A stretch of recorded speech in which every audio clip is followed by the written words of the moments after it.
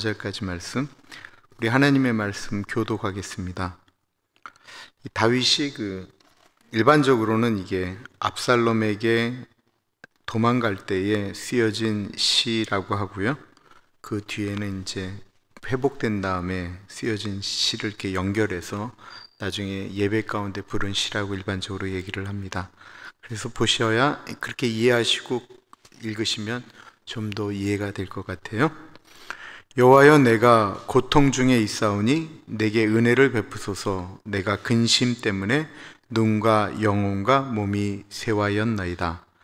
내 일생을 슬픔으로 보내며 나의 연수를 탄식으로 보내며 내 기력이 나의 죄악 때문에 약하여지며 나의 뼈가 쇠하도소이다. 내가 모든 대적들 때문에 욕을 당하고 내 이웃에게서는 심히 당하니 내 친구가 놀라고 길에서 보는 자가 나를 피하였나이다. 내가 이전 버린 바 됨이 죽은 자를 마음에 두지 아니함 같고 깨진 그릇과 같으니이다. 내가 무리의 비방을 들었으므로 사방이 두려움으로 감싸였나이다. 그들이 나를 치려고 함께 의논할 때에 내 생명을 빼앗기로 꾀하였나이다. 여호와여, 그러하여도 나는 주께 의지하고 말하기를 주는 내 하나님이시라 하였나이다. 나의 앞날이 주의 손에 있사오니 내 원수들과 나를 핍박하는 자들의 손에서 나를 건져 주소서. 주의 얼굴을 주의 종에게 비추시고 주의 사랑하심으로 나를 구원하소서. 여호와여, 내가 주를 불렀사오니 나를 부끄럽게 하지 마시고 악인들을 부끄럽게 하사 수월에서 잠잠하게 하소서. 교만하고 완악한 말로 무례히 의인을 치는 거짓 입술이 말 못하는 자 되게 하소서. 주를 두려워하는 자를 위하여 쌓아두신 은혜, 곧 주께 피하는 자를 위하여 인생 앞에 베푸신 은혜가 어찌 그리 큰지요. 주께서 그들을 주의 은밀한 곳에 숨기사 사람의 꾀에서 벗어나게 하시고 비밀이 장막에 감추사 말 다툼에서 면하게 하시리이다. 여호와를 찬송할지어다. 견고한 성에서 그의 놀라운 사랑을 내게 보이셨음이로다. 내가 놀라서 말하기를 주의 목전에서 끊어졌다 하였사오나 내가 주께 부르짖을 때에 주께서 나의 간구하는 소리를 들으셨나이다. 너희 모든 성도들아, 여호와를 사랑하라. 여호와께서 진실한 자를 보호하시고 교만하게 행하는 자에게 엄중히 갚으시느니라. 여호와를 바라는 너희들아, 강하고 담대하라. 아멘. 믿었던 친구에게 혹시 배신을 당했던 아픔이 있으십니까? 가장 믿었던 사람에게 무엇인가를 빌려주고 맡겼다가 받지 못하고 도리어 손해보고 뜯긴 적이 있으십니까? 아마 한두 번쯤은 그런 일들 때문에 우리 사회에 친한 친구끼리는 동거래하지 말라라 이런 얘기들도 나오는 것 같습니다. 친하다고 생각하는 사람에게 배반당하면 참 아프죠. 그런데 그거보다 더 큰 아픔이 있다고 한다면 배우자가 배신을 하면 느껴지는 고통은 이 친한 친구가 느끼는 배신하고는 상상을 초월하게 됩니다. 이건 잘 치유가 안 돼요. 근데 배우자의 배신보다 더 큰 배신이 있다면 뭘까요? 그는 자식의 배신입니다. 불행하게도 인류의 역사 가운데 부모가 자식을 배반하는 이야기는 거의 없는데 자식이 부모를 배신하고 배반한 이야기는 오늘날까지도 끊임없이 계속해서 이어져 나오고 있습니다. 셰익스피어가 쓴 그 소설 중에 비극적인 소설들이 몇 가지가 있는데요. 자식들과의 관계를 쓴 대표적인 비극 소설이 리어 왕이잖아요. 이 리어 왕에게 3명의 딸이 있었어요.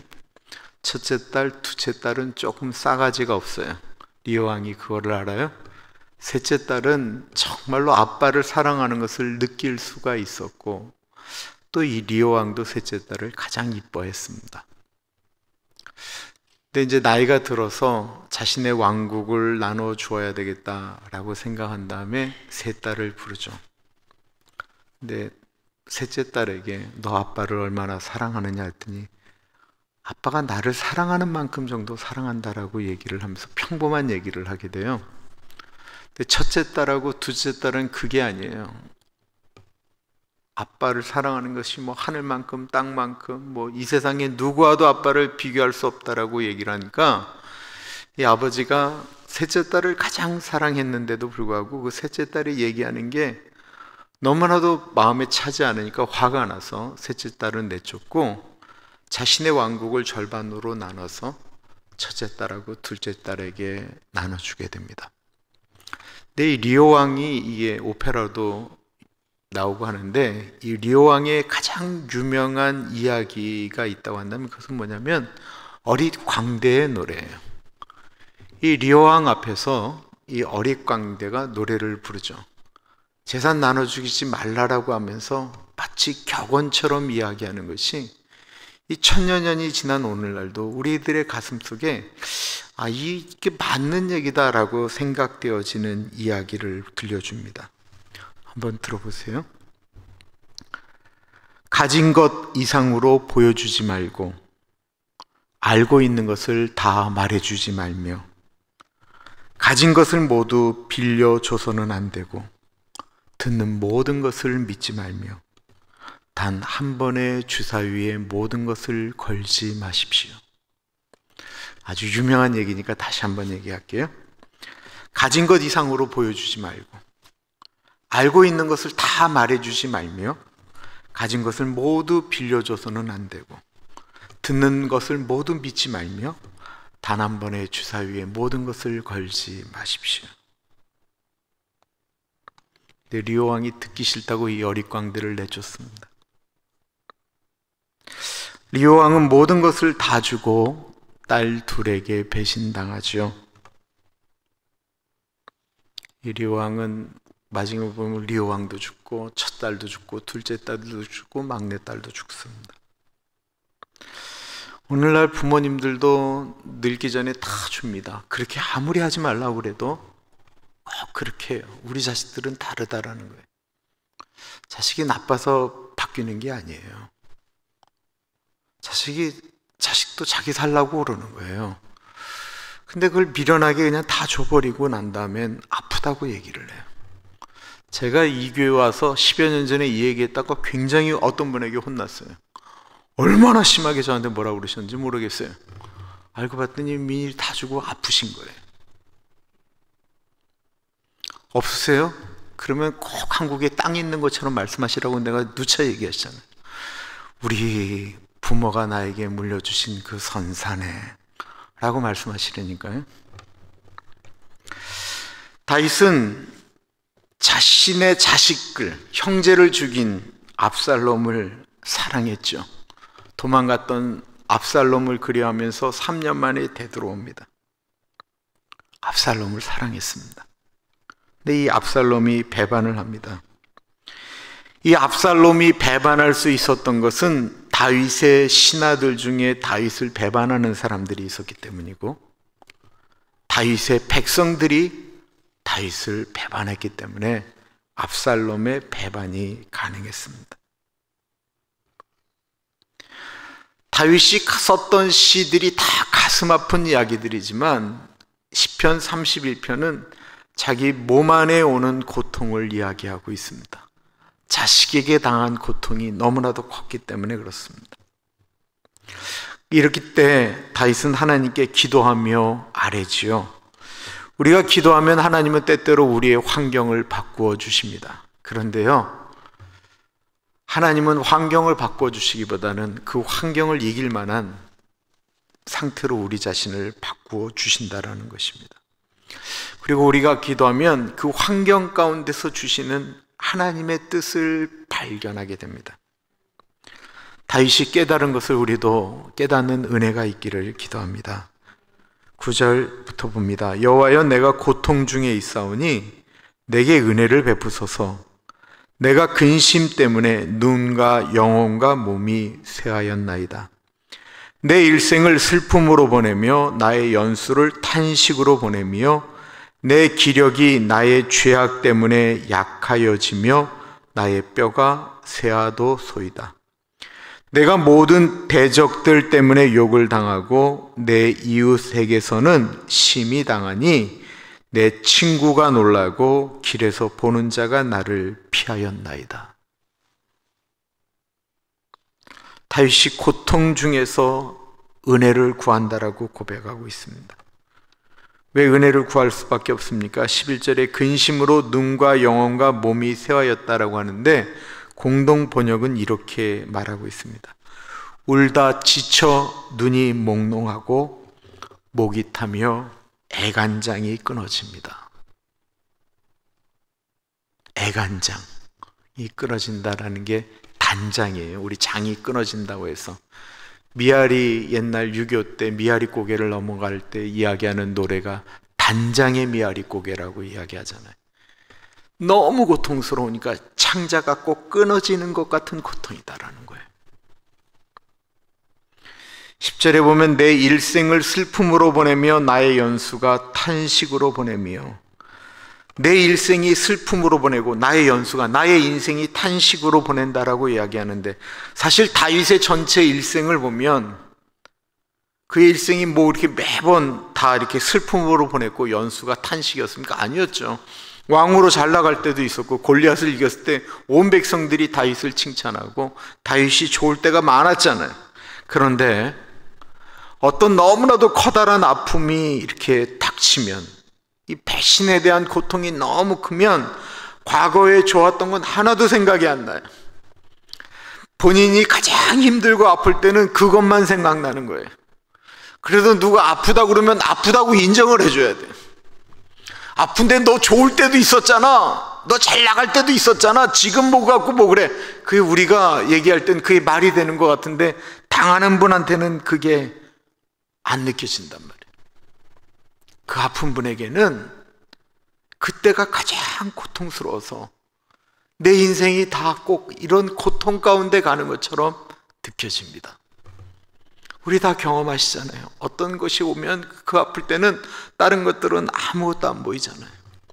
오직 고통스러우면 다윗이 내 뼈가 다 없어지는 것 같다라고 고백을 합니다. 나의 뼈가 쇠하도소이다. 공동번역은 이 부분을 이렇게 이야기했습니다. 더 견딜 수 없이 기운은 다하였고 뼈 마디마디가 녹았나이다. 이런 와중에 가장 아픈 것은 대적과 이웃들이 다윗을 향하여 하는 심한 욕들입니다. 모함, 험담들입니다. 다윗이 피난을 가는데 사울왕의 친척인 시므이가 다윗을 저주하고 다윗에게 돌 집어 던지고 막 심한 말들을 막 쏟아냅니다. 그 이야기를 듣는데 주변에 있는 사람들이 동조하는 거예요. 친구들은 다윗을 보고 그런 모습으로 도망가는 걸 보고는 너무 놀라고 아는 척을 안 해요. 같이 휩쓸렸다가 욕먹을까 봐 고통당하는데 모른 척하는 것입니다. 사람들이 다윗을 벌레 보듯 피하였습니다.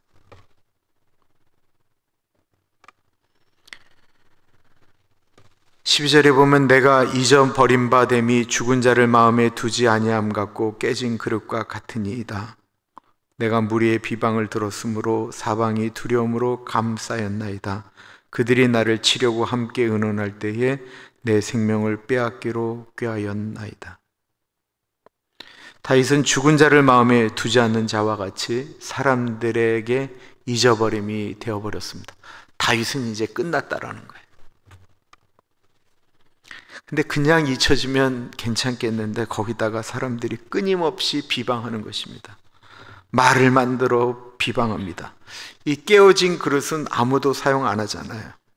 다윗이 그렇게 이스라엘 백성들에게 버림받았다라는 뜻입니다. 놀랍게도 다윗이 무리의 비방을 듣고 두려움에 쌓였다라고 이야기하고 있습니다.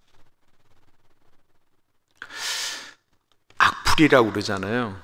이 SNS에다가 글을 담을 때 나쁜 글을 막 쓰잖아요. 근데 그 연예인 중에 제가 그 전도사로 있을 때 연예인이 있었어요. 중학생이었는데 그때도 유명했어요. 걔가 이렇게 예배당에 오면 뒤에 남자애들 3-4명이 이렇게 그때 긴 바지 입고 교회를 청소하면서 질질 끌면서 오고 그랬어요.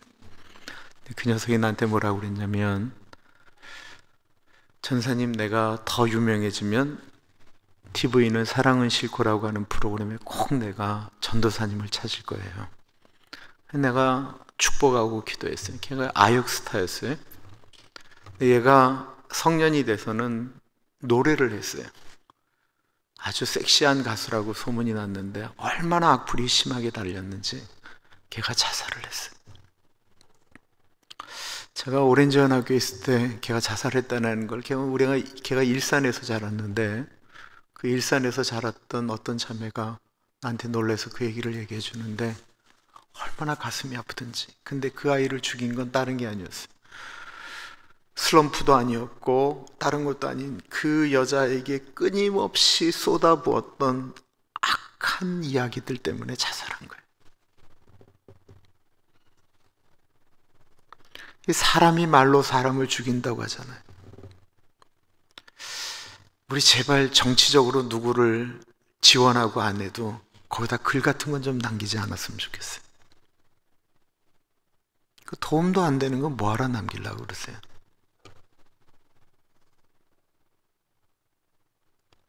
사람을 죽이는 거예요. 다윗이 아들에게 쫓겨가는 것도 너무 힘든데 자기를 사랑한다라고 느꼈던 백성들이 쏟아내는 저주가 자기를 너무 힘들게 하는 거예요. 누가 실수했는데 너무 실수해서 아픈데 그걸 꼭 가서 꼬집어 줘야 되느냐라는 거예요. 자기도 아픈 거, 실수한 거 알아요. 아는데 꼭 가서 확인 사살을 하는 거예요.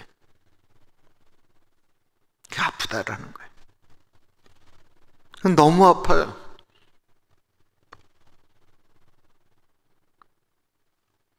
원수들이 다윗을 치려고 의논할 때 생명을 빼앗고자 했고 압살롬은 아버지를 죽이겠다고 군대를 동원했습니다.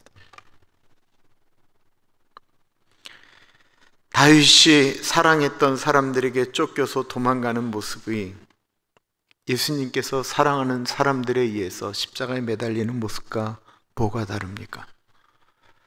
인간을 구원하기 위하여 십자가에 매달렸는데 조롱합니다. 네가 하나님의 아들이냐, 아들이 아니냐, 십자가에서 내려오라. 누군가에게 험담과 인신공격을 받으면 어떻게 해야 됩니까? 해명을 어떻게 해야 되나요? 어떻게 변명을 해야 되나요? 복수할까요? 어떻게 생각하세요? 14절, 15절 보십시오. 여호와여, 그러하여도 나는 주께 의지하고 말하기를 주는 내 하나님이시라 하였나이다. 나의 앞날이 주의 손에 있사오니 내 원수들과 나를 핍박하는 자들의 손에서 나를 건져 주소서. 14절에 여호와여, 그러하여도, 이 그러하여도, 묵상하는데 그냥 확 오는 단어가 그러하여도라는 단어였습니다. 사람들이 다윗을 욕하고 비방하고 핍박해도 다윗은 그들과 함께 싸울 능력이 없어요. 힘이 없어요. 아무것도 없어요. 그들을 이렇게 색출해 내려고도 하지 않았어요. 시므이를 저걸 죽일까요? 라고 하는데 내버려둬라 라고 이야기합니다. 그들을 저주하거나 비방하지를 않았습니다. 이게 성경적인 거예요. 다른 사람이 우리를 비방할 때 같이 비방하면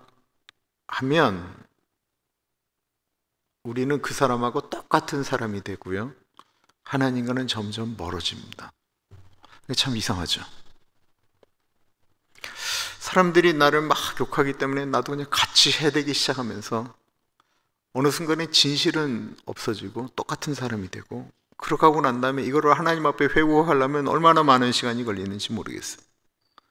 이때 다윗은 시므이가 욕하고 할 때 다윗은 완전히 자기 부인으로 들어가요.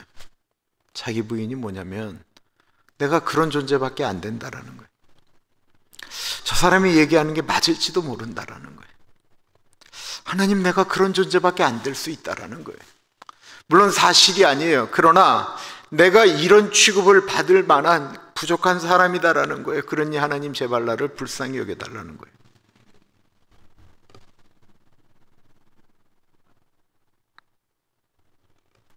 쉽지 않지만 경험적으로도 이게 제일 좋은 것 같아요.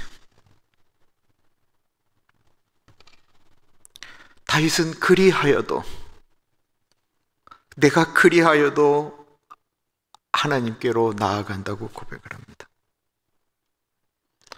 자기를 죽이려고 하는 사람들의 쫓아옴과 비방 가운데 하나님을 의지합니다. 그는 철저하게 하나님 중심적인 신앙으로 주는 내 하나님이다라고 고백합니다. 자신의 미래를, 앞날을 주의 손에 맡긴다라고 고백합니다. 하나님의 손에 나의 앞으로 살아갈 시간들이 있다라고 고백을 합니다. 사람들이 나를 죽이려고 하고 나를 험담하지만 나의 시간은 하나님에게 있다라고 고백하는 것. 니들이 내 목숨을 취하는 것이 아니고 나의 생명마저도 하나님에게 있다고 고백하는 하나님의 주권을 고백하고 있는 것입니다. 19절부터 20절에 보면 주를 두려워하는 자를 위하여 쌓아두신 은혜 곧 주께 피하는 자를 위하여 인생 앞에 베푸신 은혜가 어찌 그리 큰지요. 주께서 그들을 주의 은밀한 곳에 숨기사 사람의 꾀에서 벗어나게 하시고 비밀이 장막에 감추사 말 다툼에서 면하게 하시리이다. 다윗은 주를 경외하는 자를 위하여 쌓아두신 은혜가 어찌 그리 큰지 모르겠다라고 감탄하고 있습니다. 주께 피하는 자에게 베푸신 은혜. 다윗은 이러저런 것들을 통해서 훗날 시로 고백할 때 보니까 이게 하나님의 은혜였구나 라고 하는 걸 고백하게 되는 거예요. 하나님이 주시는 은혜. 한참 불렀잖아요. 모든 것이 은혜, 은혜, 은혜. 인생을 뒤돌아보니까 정말 다 은혜인 것 같습니다. 내가 어떻게 하나님께 구원을 받았지? 이게 은혜잖아요, 사실. 이게 설명할 수가 없어요. 나이가 들면 예정론자가 된다라고 하는 이유가 설명할 방법이 없기 때문에 그래요. 설명할 방법이 없어요. 어떻게 하나님이 나를 구원하셨지? 설명할 방법이 없으니까 은혜. 어떻게 나 같은 거를 목사가 되게 하셨지? 그것도 은혜예요. 내가 목사가 된 게 은혜가 아니에요.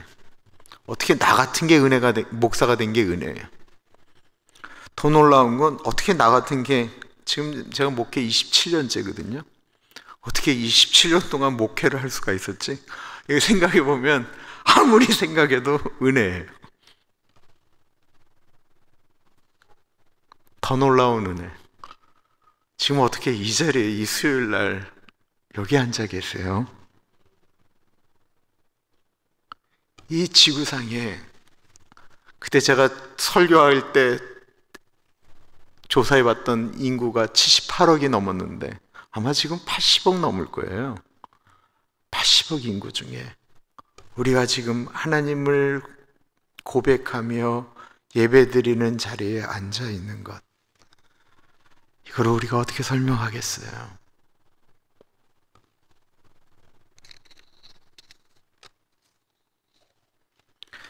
우리 미국에서 살면서 정말로 다윗이 고백했던 것처럼 뼈가 삭는 것처럼 고통스럽고 힘들었던 때가 있잖아요. 근데 뒤를 돌아보니까 어느 순간에 넘어가 있었습니다.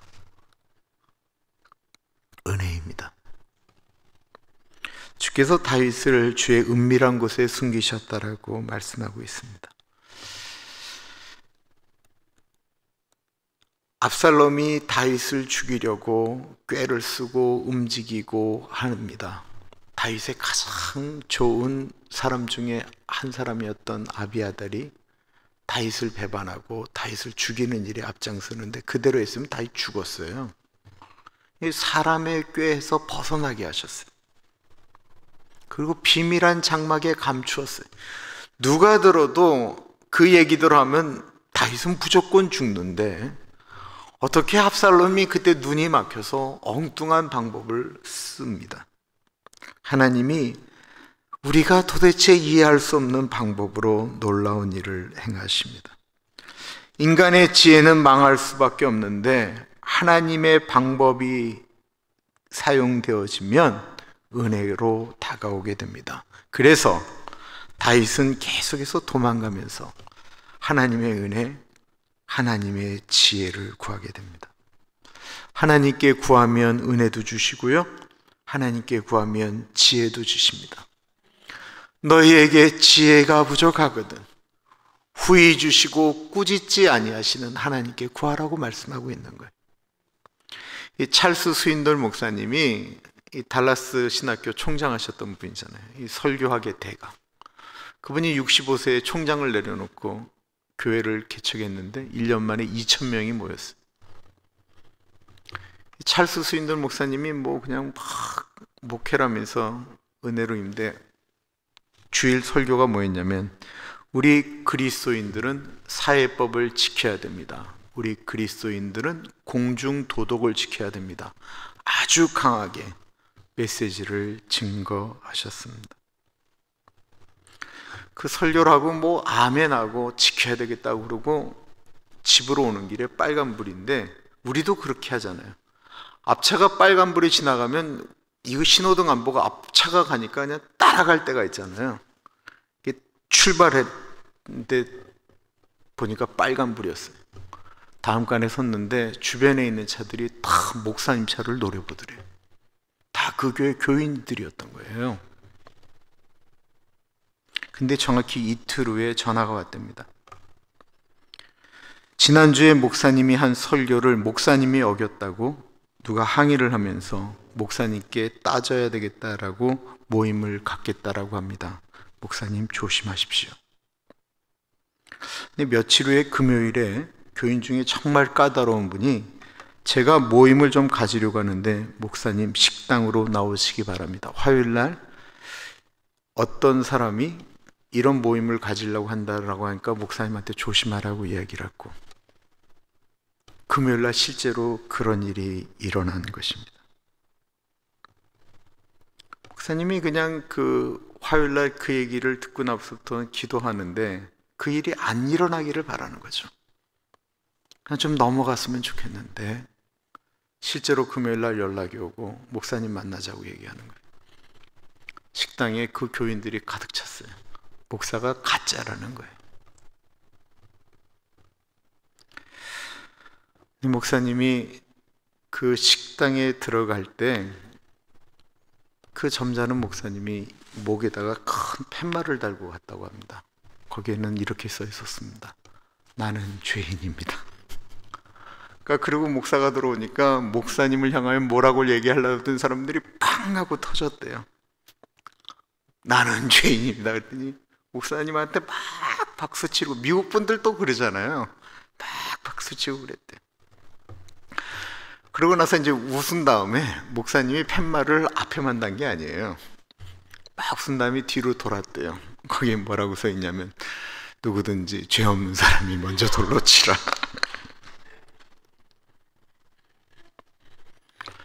이 한 사건 때문에 거기 있는 분들이 다 목사님을 지지하는 사람들로 다 돌아섰다는 거예요. 교회 개척 1년이면 그때 다 간 보는 기간 아니에요. 이분들이 찰스 스윈돌 목사님의 적극적인 지지자로 바뀌었다라는 거예요.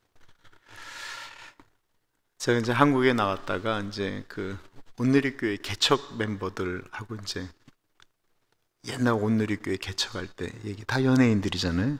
연예인 교회로 시작했으니까.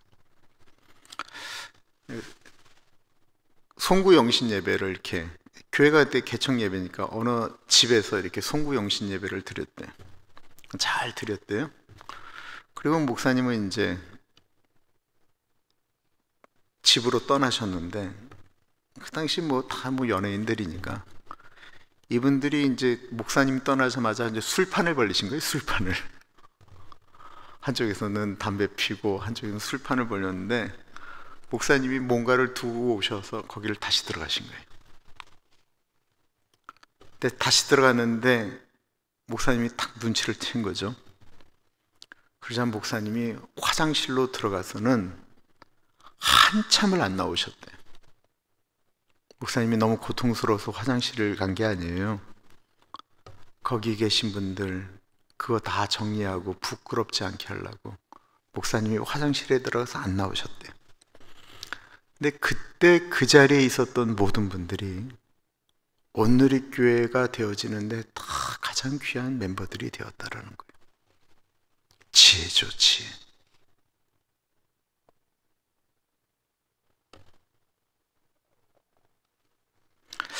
다윗이 인생을 뒤돌아보면서 성도들에게 이야기를 합니다. 핵심은 무엇일까요? 그러므로 우리가 어떠한 형편에서도 하나님을 사랑해야 된다는 것입니다. 21절부터 보세요. 여호와를 찬송할지어다. 견고한 성에서 그의 놀라운 사랑을 내게 보이셨음이로다. 내가 놀라서 말하기를 주의 목전에서 끊어졌다 하였사오나 내가 주께 부르짖을 때에 주께서 나의 간구하는 소리를 들으셨나이다. 너희 모든 성도들아 여호와를 사랑하라. 여호와께서 진실한 자를 보호하시고 교만하게 행하는 자에게 엄중히 갚으시느니라. 다윗은 은혜를 베푸신 여호와를 찬송합니다. 여호와는 견고한 성에서 그의 놀라운 사랑을 보여주셨습니다. 예수님은 십자가에서 우리를 위해서 대신 죽으심으로 우리에게 놀라운 구원의 역사를, 그 사랑을 보여주셨습니다. 내가 죄인이다라는 것을 정확히 알면 그 십자가의 사랑은 얼마나 놀라운 사건입니까? 다윗은 죄를 지었을 때 너무 놀라서 주의 목전에서 내가 끊어졌다라고 고백하고 있습니다. 그런데 끊어진 걸로 끝난 것이 아니고 하나님께서 회복해 주셨다라는 것입니다. 하나님 아버지의 은혜가 죄인에게 임했습니다. 만약에 우리가 죄를 지은 대로 심판하시면 우리가 그걸 어떻게 견디겠습니까? 정말 두렵지 않나요? 며칠 전에 이렇게 걸어가는데 이런 생각이 들어요. 왜 사람들이 하나님을 안 믿을까? 두렵지 않나? 본인의 몸이 연약해지고 병이 들고 약해지고 내 인생이 끝날지도 모른다라고 느껴질 때 자신이 지은 죄가 생각나면 내가 죽은 다음에 어떻게 될까? 두렵지 않을까? 왜 사람들이 점점 더 뻔뻔해지는 것일까? 심판이 임하게 되면 정말 무서울 텐데 이렇게 생각되어지면 우리가 주의 은혜로 대속받아서 우리의 죄가 다 구원받았다는 것이 얼마나 놀라운 은혜이고 감사입니까? 다윗은 자신이 받은 은혜를 생각하며 성도들에게 여호와를 사랑하라고 권면합니다. 성경의 이야기들은 모두 대표성의 원리를 갖고 있어요. 성경은 대표적인 사람을 대상으로 우리 인간의 문제를 해결해요. 다윗의 인생의 이야기를 썼기 때문에 다윗이 여호와를 사랑하라고 얘기한 게 아니고 다윗이 자기의 얘기를 빗어서 백성들에게 얘기하는 거예요. 내가 이랬는데 너희들은 안 그랬느냐라는 거예요. 너희들의 인생 가운데도 그런 일들이 일어나지 않았느냐라고 이야기하는 거예요.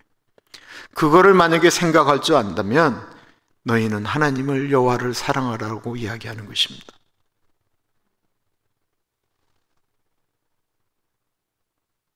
사랑한다라고 하는 건 정말 가슴 떨리는 이야기죠.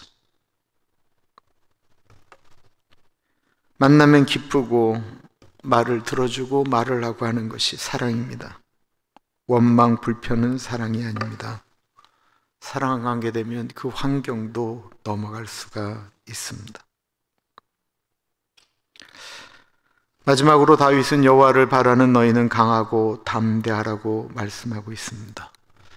우리가 담대해야 될 이유는 환경이 변화되어지기 때문에 그런 것이 아니고요, 여호와를 바라기 때문이다라고 말씀하고 있습니다.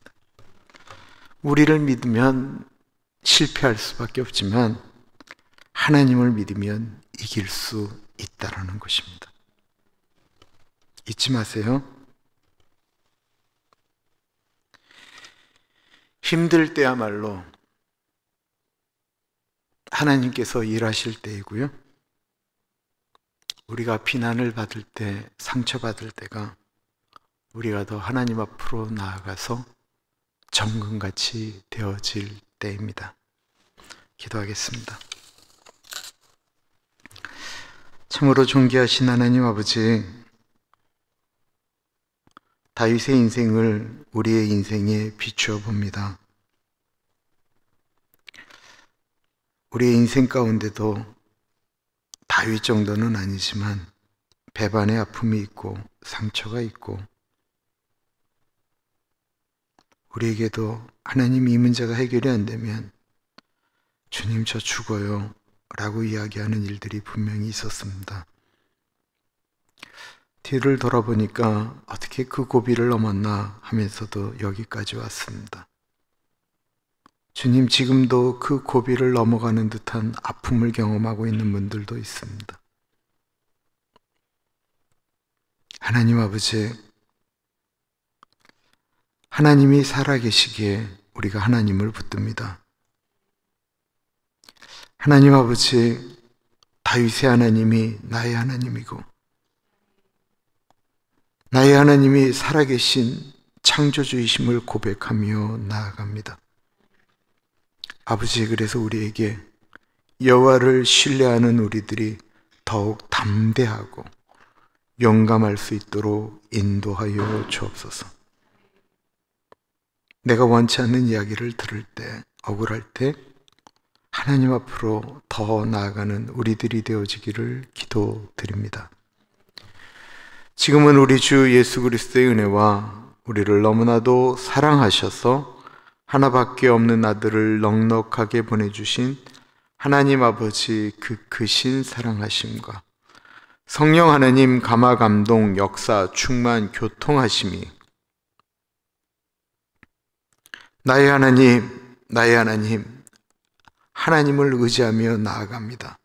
어떠한 형편에서도 아버지를 의지합니다 고백하는 사랑하는 주의 백성들 머리 위에 지금으로부터 영원토록 같이 하시길 간절히 축원하옵나이다. 아멘.